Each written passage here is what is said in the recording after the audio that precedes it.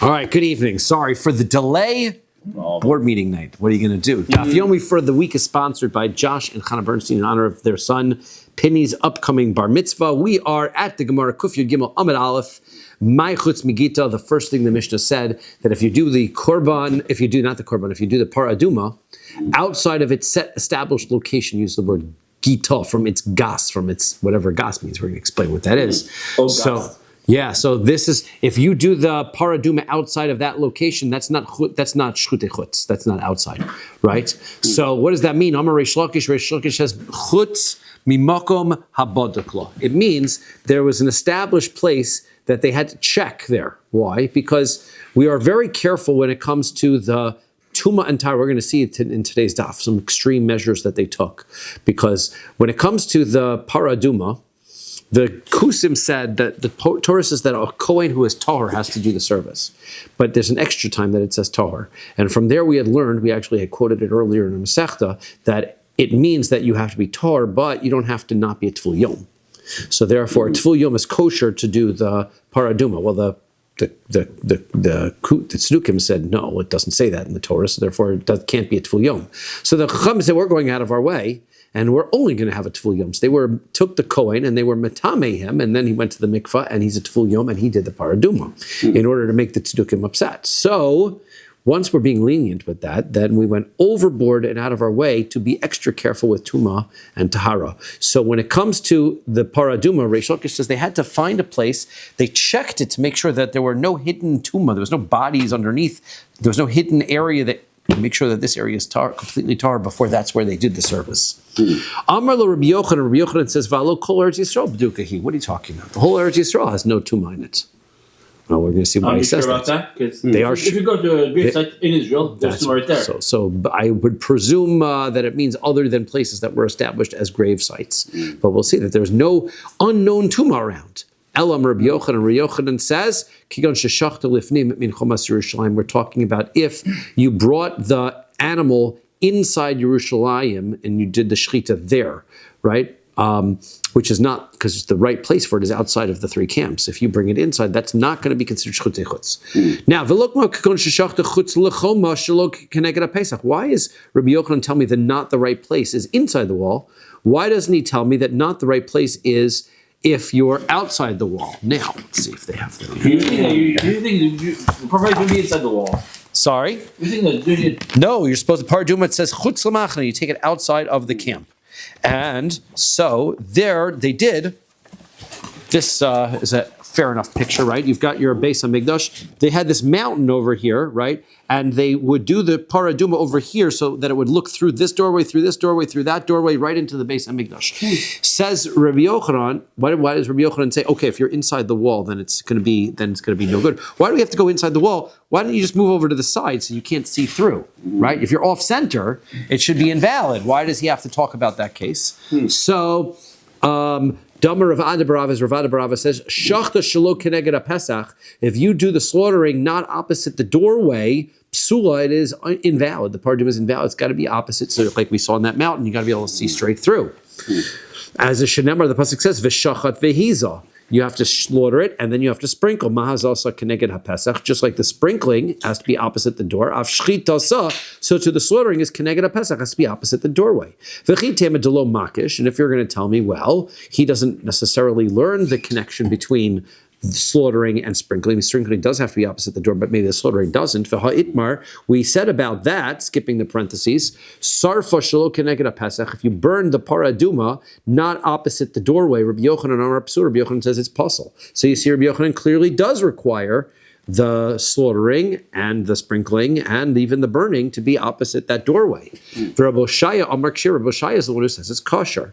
Rabbi Yochanan Amar Psula, Rabbi Yochanan says it's puzzle. Why? Because it says v'saraf v'hiza, right? If you have to burn it and you have to sprinkle it. It's a hekesh. So just like he learns this hekesh, Tosfos says here, just like he learns this hekesh of burning it has to be where you sprinkle it, so too, slaughtering it has to be where you sprinkle it. Rabbi Yoshia Amar Kshira, Rabbi Yochanan says it is kosher. Why? Because it says al pirsha yisrof. Now the literal meaning al pirsha yisrof means that you burn it with its innards attached.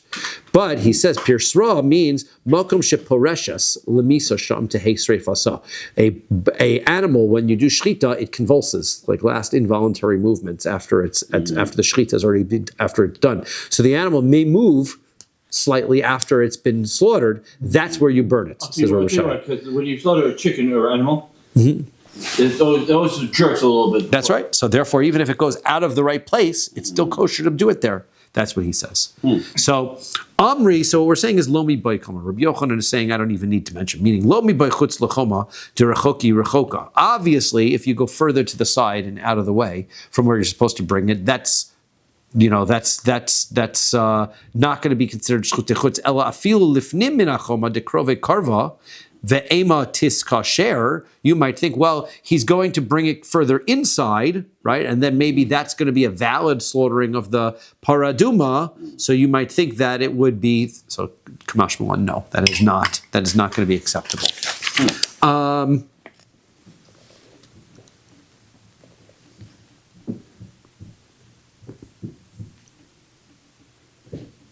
Okay, fine. Mar Savar. I skipped. Mar said, Amar Rabbi Yochanan. Rabbi Yochanan says, Halo kol Eretz Yisrael b'dukahi. When in this argument, right, discussing where the place for slaughtering the paraduma is, and Rabbi Yochanan said, going inside the wall is going to invalidate your slaughtering the paraduma, going to the side is slaughter. And Rish Lakish said it has to be the place where it was checked. Rabbi Yochanan says there's no such thing as a place that's checked. Why? Because all of Eretz Yisrael checked. You don't have to check for Tumah in Eretz Yisrael. Why? But my kamiflagi, what is that argument? Why would you argue whether or not Eretz Yisrael has Tumah in it? Mar Savar Yorad Mabul Eretz Yisrael, Mar Savar Lo Yorad. The question is, the flood of Noach's time. Did Eretz Yisrael flood or not? Right? It did. So why? Because it wasn't really called Eretz Yisrael at the back then. But it was a holy land that was going to become Eretz Yisrael. So you didn't want to. It wasn't Eretz Yisrael, and then there was a lot of sin. There was a lot of. So nobody died if the flood didn't come to there. So then nobody died. It wasn't really. It was giving Eretz Yisrael there eventually, but still there was a lot of problems before that. So Amar of Nachman Bar Yitzchak. So Rav Nachman Bar Yitzchak says, Ushnei Mikra Chadasha. They both learned the same pasuk. So we're mentioning that the argument, just to catch you up, right? Rabbi Yochanan and Reish Lakish had an argument about what it means that slaughtering the paraduma outside of its appointed place. Rabbi Yochanan and Reish Lakish said the appointed place is where it was checked, right? And Rabbi Yochanan says no, outside of its right place means that it was inside the wall, because Eretz Yisrael is completely checked. So we wonder, what do you mean it's completely checked? So the answer is, Rabbi Yochanan holds the flood of Noach never occurred inside Eretz Yisrael. There was never a flood in Eretz Yisrael. Therefore, there are no dead bodies in Eretz Yisrael from there. And even though there was no Israel back then, it's the location that's holy, not the name of the place, right? Right. But it was not, even when it's not called Yisrael and it's called Yehuda, right, or it's called any other name, right? It's still a holy place. They learn it from the same pasuk, because the pasuk says Ben Adam, when in Yechezkel, Hashem calls Yechezkel Ben Adam, right? Human being, right? Ben Adam. Amar lo at eretz lo mituharahi, lo gushma bayom za'am. He says that Rabbi Yochanan savar tmui mitamakra. So he says read this pasuk as an astonished, kind of a questioning way. You read it like this: Milo mitohara, isn't the land tahor? At klum yardu Allah geshamim biyom zam. There was no rain that fell upon you during the day of anger from Hashem. See, that's how you read the pasuk. Reish Lakish savar kipashtei. Rabbi Lakish says no. You just read it like a sentence, and you read it like this: Eretz lo metuarad. You are not a tahor land. Milo yardu alecha geshamim biyom zam. Didn't rain fall upon you during the day of the flood? So therefore, they just read that same pasuk differently, and one says the flood did occur, one says the flood did not occur. Esrei Reish Lakish Rabbi Yochanan. Reish Lakish asks Rabbi Yochanan a question. Chatzeros hayu b'Yerushalayim benuyos al hasela. They had these courtyards in Yerushalayim. They were built on a stone. V'tachtei and cholo, and they hollowed out space underneath them. Mipnei kever hatahom, because we would be worried that there might be tumah buried deep underground. And we don't want the tumah to rise up. If you create an airspace in between, then the tumah goes into the airspace but stops at the ceiling. And this is stone, so the stone itself doesn't become tameh. So a person on top of that stone won't become tameh. It's shielded from the tumas tahom. So this is in Eretz Yisrael. So you can see where the question is. Obviously, whatever's going on here in this brisa is afraid that there's tumah there. Umevi and noshim ubaris, you get some pregnant ladies. V'yoldos, and they give birth to their kids in this courtyard where the stone is. Megadlos sham b'nehem, and they raise their children. The children never leave the courtyard. They stay there their whole lives, right? Until they get to be 5 or 6 years old or whatever it is, old enough for this service, the para, and they are going to do the water drawing for the para aduma. And they don't want any tuma attached. So these people are being carefully, since their birth, they're being carefully held in a place where there's absolutely no tuma. Umevian shvarim, they bring oxen. Valgabein dolsos, they would put a door across the back of the oxen. So they've got like a bridge. So again, the tuma wouldn't be able to rise up, wouldn't be able to go over the door. So therefore they're protected again. V'tinokos yoshvin aleim, they put the kids on top of the doors. V'kosel shel even biyodo, they would have stone utensils in their hand. Umal and they would fill them up with water. V'yashvu mikom, and take them back to their place. And that's how they would get the water to make sure it's completely tahor, no questions. Okay, well, that's Reish Lakish, sister of Yochanan. Well, why are they worried about Tumas Toma? It's Eretz Yisrael. There's no Tuma. Amar Rav Huna, brother of Yeshua, Rav Huna the son of Yeshua says, Mala asu bepara. They made extra stringencies with the paraduma, right? That's what he said. The paraduma, you didn't really have to worry about it. It's all rabbinic extras, right? It was all because of the tzedukkim that they were trying to show that they were being extra careful because of the Tvul Yom that they. So that doesn't prove anything. Why couldn't they just be extra careful and sprinkle them with the ashes of the previous paraduma on the day that they're gonna? Well, they would need to do it day 3 and day 7 before, right? Theoretically, they could. I guess they could do that. Okay, right? But they're just trying to be extra careful. Yeah, okay. This is all all excess and very extreme excess. Ace Rabbi Yochanan Reish Lakish. Rabbi Yochanan asked Reish Lakish a question. Pama achad. One time, Matu atzomos belishkas dir ha'etzim.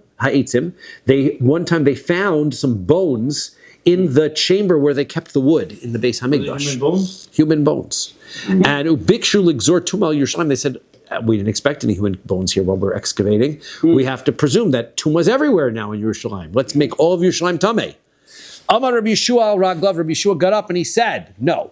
V'amar lo busho chlima hilana. Wouldn't that be embarrassing to us? Shnigzor tuma al yer avosenu, to say our forefathers' city is tameh. So aye meisei mabul. After all, where are the people who died during the Mabul? Aye meisei Nebuchadnezzar. Where are the people that died when Nebuchadnezzar assaulted the city and destroyed the first Beis Hamikdash? If Yerushalayim is not puzzled and they found the bones, how's it not puzzled at the end? So he says the reason. Well, when you find one bone, that doesn't make every place tameh. It's just an extra stringency. We're just saying, let's make it extra stringent. Let's see that we're going to presume this. We put a mechitza there to make. So the answer they give is that it's not. You're not worried about you shouldn't do it, right? So that's what they said. Now, midikamar hachi. What is he saying? Lav lememer dolo havi. Isn't he saying there's no tuma here, right? Isn't that what he said? There's no tuma of the Mabul. There's no tuma of Nebuchadnezzar. So therefore, why would we do this? So tamech, but according to your reasoning, haruge Nebuchadnezzar hachinami de lo havu, he says, how do you explain why there? How does it? I mean, Nebuchadnezzar killed people when he was taking over Yerushalayim, so there were people who died there. Not to say there weren't people who died there. Ela havu pninu. Rather, what we mean is they died there and they cleared them out. Right? They were careful and they cleared out all the dead people. So hachinami. Even though they cleared all the dead people, there's some sort of tummy still in that area. No, the tumah goes when you remove a mace, the tumah's gone. Right? Doesn't stay. The tumah doesn't stay behind. So achanami here, havu upaninu. There were bodies from the mabul, and they cleared them out. So therefore, that's a Reish Lakish answer. There was a mabul, they just cleared the bodies out. The ifnu. So now Reish Lakish, if they cleared them out, ha'ifni. So then now they're cleared out. So therefore, why is Eretz Yisrael not checked? You just said that your whole point was Eretz Yisrael wasn't checked. So okay, fine. Even if the flood was there, it's been checked. So the answer is Nihid Ifnim Yerushalayim Mikul Eretz Yisrael Ifnim. Yeah, they checked Yerushalayim. They didn't check all of Eretz Yisrael. That's the difference. So is he saying he's worried that they're going to be buried deep underground? Yes. There's no limit. It could be like Tumas to home. Yeah, exactly. Yeah. Deeper than 6 feet. Eka de Amri, there are those who say, Eisvei Reish Lakish Rabbi Yochanan. Reish Lakish had asked Rabbi Yochanan this question. Ayeh meisei mabul, ayeh meisei Nebuchadnezzar. Where are the dead people from the Mabul? Where are the dead people from Nebuchadnezzar? My love me the honey havu. Aren't we saying that since Nebuchadnezzar people died here, so honey nami havu, so the people from the Mabul also died here? Midi Uriya, what are you talking about? Had Kedisei, how could he say? No, one happened and one didn't happen, right? Same with even the Mabul, that didn't even happen, and Nebuchadnezzar happened, but they cleared it out. Okay, Eisvei, next question. Mikol Asher becharava mesu. So it says everybody, the Pasuk in Noach says, everything that was on dry land died. So Bishlam Aladidi, so he says, according to me, it's great. Damina Yarad Mabul Eretz Yisrael. He says it says that there was a flood in Eretz Yisrael, Mishum Hachi Mesu. That's why they died, right? They were on dry land, they died. Eladidacha, my Mesu. According to you, how did they die? If it didn't come down on dry land, they were on dry. So the answer is Mishum Hevla. The answer is because of the steam. There was steam, the whole atmosphere changed. This all rain Killed everybody. The rain wasn't really regular rainwater. It was hot. Oh, that's what's coming. Kedar Rav Chisda, like Rav Chisda says, Domer Rav Chisda says, Beroschin killed Kulu, Beroschin nidonu. They sinned by boiling liquid, doing zima, by doing inappropriate relations. So they also got judged with boiling water. So boiling rain. Dichsiv, as the pasuk says, it says here, Vayashoku hamayim, the water receded. Uchsiv hasam, and it says in Megillah Esther, V'chamas hamelech shachacha, the anger of the king. Cham means anger, but it also means warm of the king. The heat of the king subsided, so it was hot. The water was hot. Ikadamri. So what does that pasuk tell you? So that pasuk then tells me that the people on dry land died. But what about the one in Esther? That the heat, that the word chema shachacha means that heat is receding. So therefore, the pasuk says vayashoku hamayim, that the water receded. It was hot water that receded. Okay. Others said that the question was asked reverse. Rabbi Yochanan asked Reish Lakish. Because asher becharav mesu, and everything on dry land died. Bishlam l'didi, according to me, says Rabbi Yochanan, Amina lo yarad mabel Eretz Yisrael. He says that there was no flood in Eretz Yisrael. Mishum hachi havu charava. That's why there was dry land. Right? Everything on dry land died. So they were on dry land. They died. Okay, good. But according to you, my charava, according to you, there was no dry land. So what does that mean? The dry land that died. There was no dry land. So the answer is charava shahaisa mikara. No, whatever was dry land is now no longer dry land and died. V'amai kari le charava. So why is it called dry land? Kid Rav Chisda, like Rav Chisda said, Dam Rav Chisda, Bedora Mabul, during the generation of the flood, no nigzera gzera al dagim shebayam. Only that which was on dry land died. The fish did not die. Shenamar, as the pasuk says, Mikol asher becharava mesu, everything on dry land died. The cactuses died. The cactuses died, but not the fish.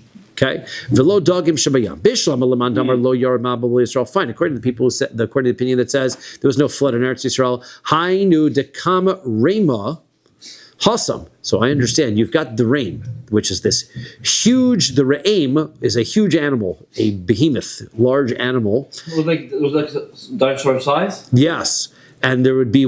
So how does it survive the flood? It's too big to go on the teva. Og was a giant and he survived the flood. Hang on, you're getting ahead of us. So it's too big to go on the teva. So therefore, it was in Eretz Yisrael. And I guess it was big enough to survive the heat and the steam or whatever, right? Its head in the clouds.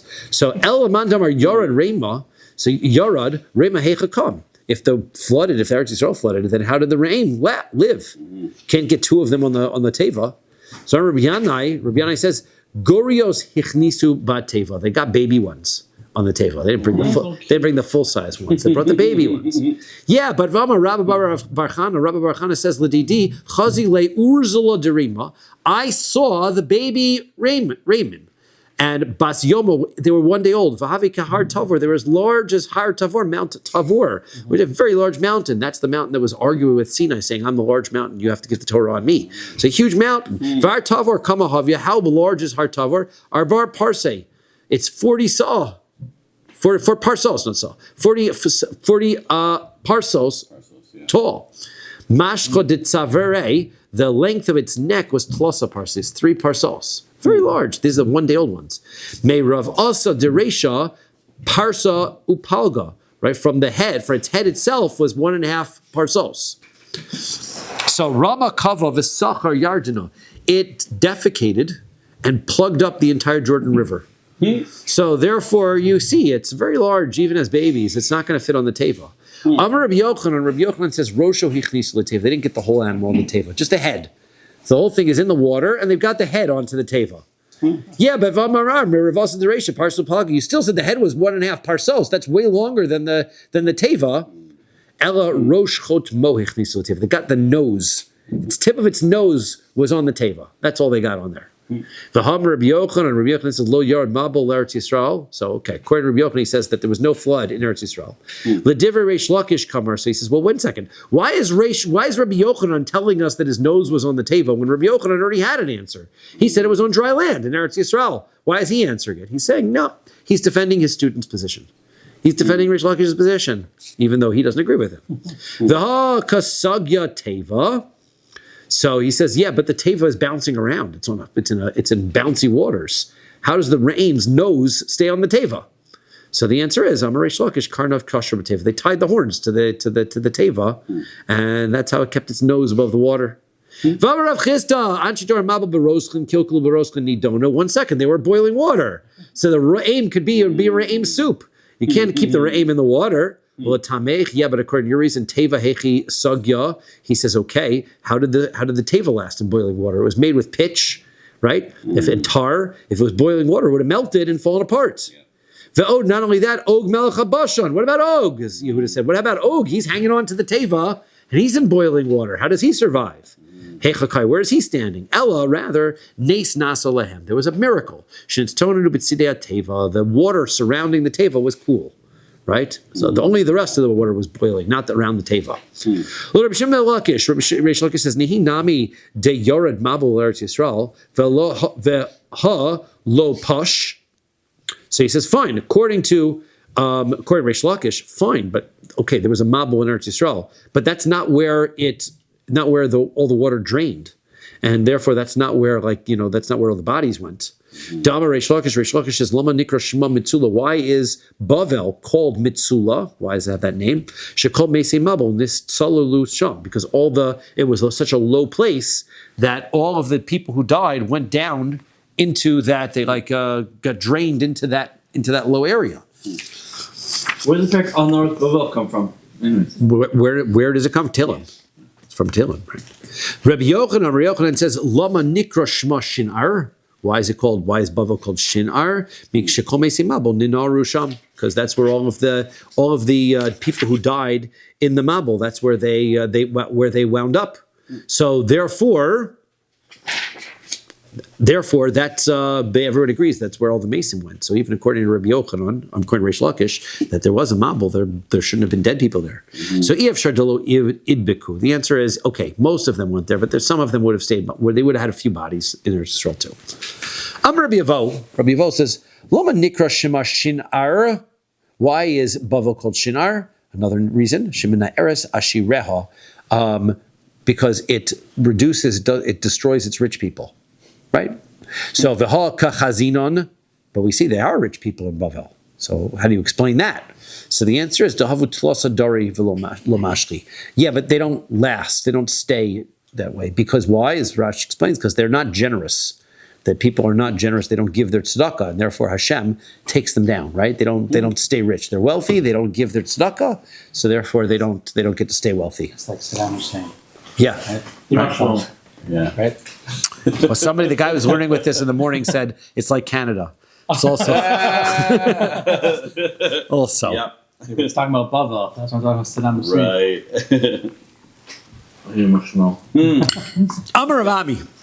Kol ochel me'afar shel Bavel. If you eat dirt in Bavel, kilo ochel basar avosav. It's like you're eating the flesh of your ancestors. Right? Lots of dead people there. Tanya Nami Achi. That's correct. We also have a Bryce that says kol ochel me'afar shel Bavel. Anybody eats the dirt from Bavel, kilo ochel basar avosav. It's like you're eating the flesh of people. V'yeshomer kilo ochel shkatzim v'ramasim. Some say it's like you're eating the creepy crawly creatures. Why would you eat the dust? I don't know. I guess if you don't wash your carrots really well. Right? That's right. So you have to be careful because you're really eating decomposed material there. Right. Okay. Next thing the Mishnah says, a Seir HaMishtaleach. We talked about the goat that gets sent away. So if you do shchita on that, it's not shchutei chutz. Or a mini, but we have a contradiction. It says, O korban, right? Pasuk says, any, or even a korban. So shomea ani, afilu koche bedek habayis shenikru korban. So we see from here that even things that are sanctified for the sake of upkeep of the Beis HaMikdash has the title korban. Shenamar, as the pasuk says, v'nikrav es korban Hashem.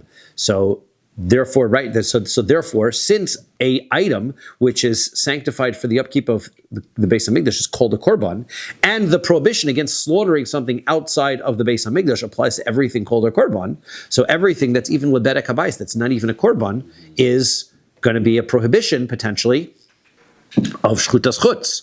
So, therefore, why not this seir lazazel, which I understand it's not a korban, but it's certainly holy and dedicated to the Beis Hamikdash, slaughtering it outside should be a violation of shchutei chutz. So I'm confused about this whole idea because the Seir HaMishalech, the whole purpose is he goes over the It's gleba. cliff. That's So correct. It's not part of the avoda to shecht it. Oh. Why would that come into play? Once it's called a korban, so then it falls under the category of the prohibition of shchutei chutz. So despite the fact that slaughtering it isn't even in the cards, right? It says, if you shech the korban, you're chayav shchutei chutz. This is a korban. Hence, it's shchutei chutz. But the other thing it says, it tells us though that it's not. It's excluded. Why? Because Talmud Lomar vel Pesach o Moed lo heviu, that they didn't bring it close. If the problem with shchutei chutz is it has to be brought into the base. It's whatever animal this is. It's supposed to be brought in the mizbeach inside. That's what you were saying, right? The whole point is it's supposed to be brought inside. Since bringing this animal is not supposed to be brought inside at all, that's why it's irrelevant to shchutei chutz. Okay, so that's from the next part of the pasuk. Mi sheroi lavo bo'ol moed. If it's supposed to be brought to the ol moed, then fine. Yatsu kachi bedek habayis. So therefore, those things that are dedicated to the upkeep of the Beis Hamikdash are not going to be shchutei chutz. She'enan ru'uya and otzi as elu she'enan ru'uya, and they're not. I'm going to remove those items which are not appropriate for lo. So okay, fine. So now it says. You're going to remove kachi bedek habayis because they're not roi, they're not appropriate to be brought as a korban. But otzias elu she'inan ru'uyan velo otzias seir mishtaleach shehu roi. But the seir mishtaleach was at one point appropriate to be brought as a korban. There was right. We took the goat, and we took a second goat, and we stood them both next to the kohen, and we raised a lottery. That animal could have been a korban. So therefore, it was not in the cards, right? Literally, right? Not in the cards for it to be a korban, but it could have been. So therefore, it should be a problem with shchutei chutz. So it was ro'i lavo pesach hamoed tamid lomar. Therefore, it says la Hashem. It has to be something that is supposed to be dedicated to Hashem. Lahotzi sir mishalech, to tell me that removes specifically this sir mishalech. Sheina miyuchad la Hashem. It's not the one that was dedicated to Hashem, right? Because we had two lotteries. One says la Hashem, one says la Azazel. This is the one Lazazel, not the one Hashem. So therefore, you're right. It was roy. It was almost a korban. But since it isn't almost doesn't count. And since it's not the one that's La Hashem, you don't. It's not shchutei chutz. Okay. So now, So loka. So No kasha?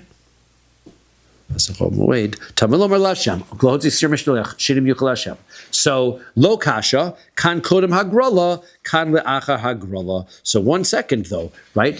So there's going to be a distinction. If it's before I draw the lottery, before I draw the lots. So on the one hand, we said it should be it's roi. It should be applied to the problem. One says now it's not lashem. It's not lashem. It's not applied. So how do we look at draw the lot? This is an animal that's roi to be brought as a korban. Hence, if you slaughter it now, it's shchutei chutz. But once you do the lottery and it's now designated as the seir lazazel, now it's not la Hashem anymore, and therefore it's not shchutei chutz anymore. So achar grala nami, yeah, but even after you draw the lots, ha'ekavido, it's not ready to be sent away yet because you still have to do the confession on it. Elamar Rav Mani, Lokashas, or Rav Mani explains it's not a problem. Kan kodem vidoy, kan le'achar vidoy. It's before vidoy and after vidoy. You have to do, once you do the entire service on the seir mishtaleach, you raise the ladder on it, and then you do lean the hands on it. Now already it's not the one Lashem. Now you're not chayav shchutei chutz. You don't do vidoy on a regular korban, right? Yes, you do. Normally you do it, but this is a special din of vidoy by the seir On a regular lazazel. chatas, you do vidoy. Yes. Okay. Even on a shlom, everything's right. Yeah. Okay. That's a good point. Okay. Fine. Next. Harovea vanirva, the next animal that we were talking about being not a problem of shchutei chutz, was an animal that had relations with a person. So the hanami typically be pesach ol moed. why do I need the pasuk that says Mishkan Hashem lo sev can't come to the Mishkan of Hashem? The fact is that it's not kosher as a korban. This animal can't be brought as a korban. Therefore, it's removed from the pasuk that says El Pesach Ol Moed lo sev. It can't come to the opening of the Ol Moed. So that's why this animal can't be a korban. Why do I need a separate? Why does the Mishnah then say it's a separate pasuk? That Mishkan Hashem, it says from the pasuk that says.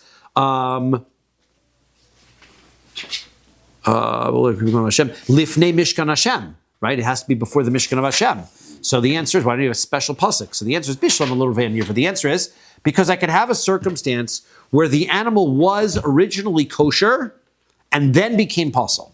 If it was originally kosher, so then it's in the category of El Pesach Ol Moed. It could have been brought to the Pesach Ol Moed. And then it became pasul afterwards, so it might still be chayiv and shchutei chutz. Therefore, we have a second pasuk that says, no, now that it's pasul, it's also El Mishkan Hashem. Can't currently go to the Mishkan of Hashem, therefore it's exempt. So we have to show how do we have a rovea and a nirva, an animal that had a relation with a person, was kosher, and then is not kosher? Well, that's simple enough. Mishkachas le dakdeshinhu mikara. It was hektish first.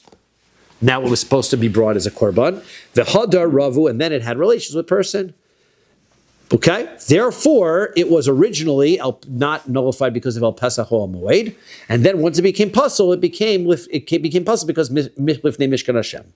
Okay, good. Now, Ela Muktzah v'Nevad. But what about the next category in the Mishnah? The next one is that it was set aside for Avodah Zarah or it was worshipped. So, how is it that you are going to have that be permissible first? Well, if you're going to say that it was worshipped first and then became Kodesh, right? If it was Kodesh first, that's how we said by the Ravina, it became Kodesh first and therefore was eligible and then became pasul. Well, that can't work here because if it became Hektish first, it's no longer the person's animal. And when we were in Maseches Avodah Zarah, we learned that you can't worship somebody else's animal and prohibit it. It's not yours. You can't prohibit something that's not yours. So ein adam oser davar she'eino shelo. It's not your animal anymore. You made it hektish. So now, if you take an animal, you make it hektish, and then you worship it, it doesn't become aser. So how is this supposed to work? The answer is b'kotche kalim. It's not kotche kotchim. It's kotche kalim. You have a shlamim, for example. V'ali b'Rabbi Yossi Aglili. It's according to Rabbi Yossi Aglili's opinion. Damar kotche kalim mamon balim hu. He holds that kotchim kalim still belong after you make them hektish. They still belong to the original owner, which means that if you made it hektish, it's now roy as a korban. And then when you worship it, that is effective at canceling that and makes it not shchutei chutz because of Lifnei Mishkan Hashem.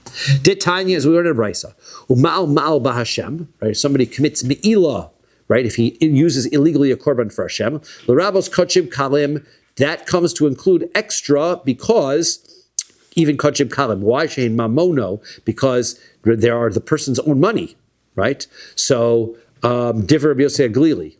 Right, that's what Rabbi Yossi Aglili says. And he has a special pasuk to teach me that me'ilah still applies because they are.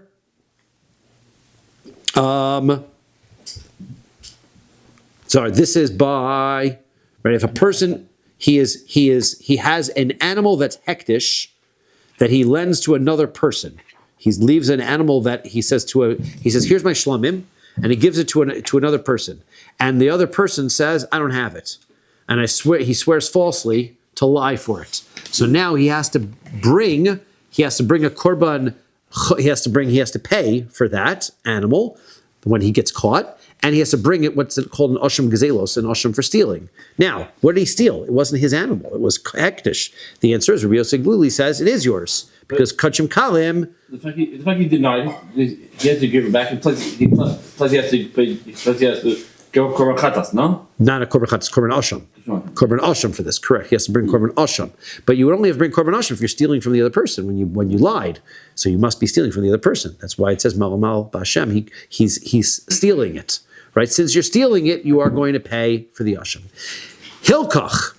Okay, therefore, rovea v'nirva, I get it, by the animal has relations with a person, and also davar erva, right? Why is that prohibited? Because it is having relations with a person.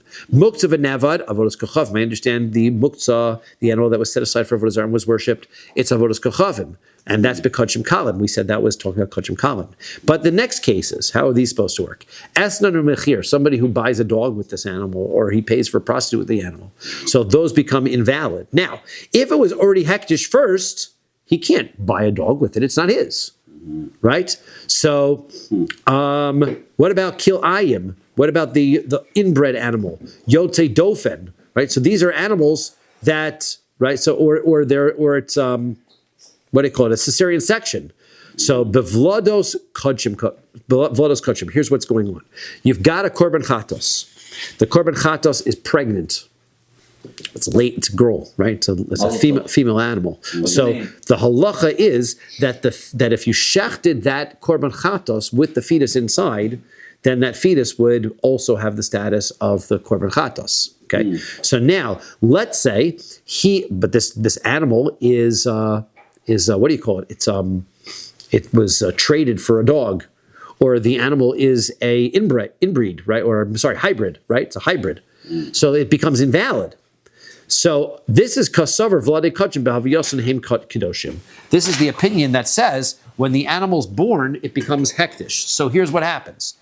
The animal, while it's inside the mother, if you had shechted the mother, so then the animal would be acceptable to be brought on the mizbeach. So there was a moment that it was accepted.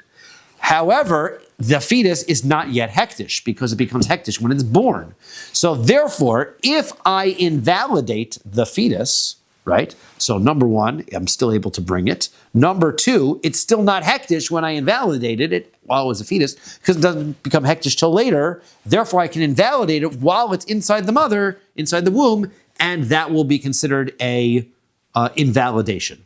And that's why it's roi, but then invalid. Okay.